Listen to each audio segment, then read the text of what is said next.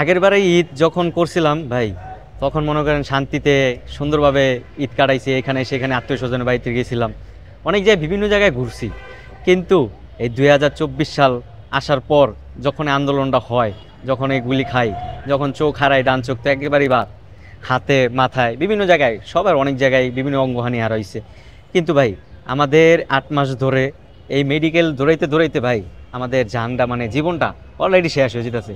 আমরা ঈদ কি জিনিস, যে ঈদ আর কয়দিন, মাত্র 10 দিন না 11 দিন আছে, এটা মানে আমাদের মনে হচ্ছেই না, ফিলিংস মনের ভিতরে আসতেছেই না যে কিসের ঈদ কিসের কি। কারণ আমরা তো মেডিকেলে দৌড়াইতে দৌড়াইতে ভাই আমরা শেষ, আমরা আর কত দৌড়াবো সেটাও জানি না।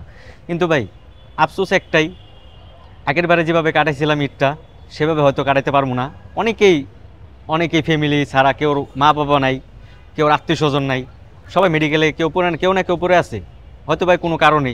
কেউ চোখে সমস্যা, কেউ হাতেও সমস্যা, পায়েও সমস্যা, যাইতে পারতেছে না। আবার কেউ মানসিকভাবেও কোনোভাবে দুর্বল হয়ে গেছে গা, যতটুকু বোঝা যায়। কিন্তু ভাই আমাদের ঈদটা কি বলবো ভাই, এটা একটা কষ্টের বিষয় যে আমরা আগে যেভাবে ঈদটা কাটাইছিলাম, আমরা করলাম বিভিন্ন জায়গায় গাড়ি দেওয়া ঘুরতাম। কিন্তু এবারে ভাই আমাদের মার্কেটটা যে করবো, মানে মাথায় এই খেয়ালটাও আমাদের নাই এখন, যে মার্কেটের একটা ফিলিংস আগে থাকতো না। যেরকম মনে করেন ঈদের 1 মাস আগে আসলে এগুলো, রোজার 1 মাস আগে আসলে এগুলো ভাই এক মাথায় প্যারা ঢুকতো যে কীভাবে মার্কেটটা করব আমরা, সেভাবে মার্কেটের দৌড়া পিছিয়ে বেশ কীভাবে টাকা জোগাড় করব, সেভাবে একটা আনন্দ থাকতাম। বাজি ফোটা, যেরকম বোম ফোটা, এরকম আনন্দ থাকতাম। কিন্তু ভাই এখন মেডিকেল থাকার কালীনে আমরা, আমাদের মনে হচ্ছে না যে আমরা ঈদ সামনে, ঈদ বা রোজা আজকে কয়টা গেছে সেটাও মনে হচ্ছে না। মানে নিজেদের মধ্যে রাত্রে ঘুম হয় না, আমাদের কোনো পরিকল্পনা দরকার তো নাই গা।